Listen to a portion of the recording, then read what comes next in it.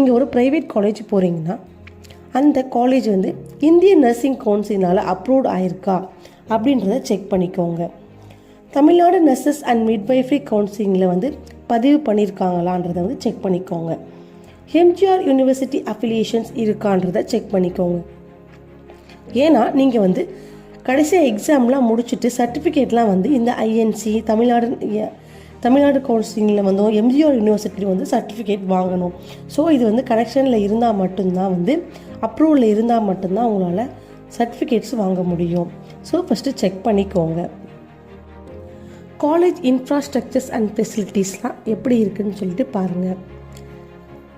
காலேஜில் இருக்க staff to student ratio வந்து எப்படி இருக்குது, லேப் ஃபெசிலிட்டி இருக்கா, லைப்ரரி ஃபெசிலிட்டிஸ் இருக்கா, எல்லா எக்யூப்மெண்ட்டும் அவைலபிளாக இருக்கா, டெமான்ஸ்ட்ரேஷன்ஸ் ரூம் இருக்கா.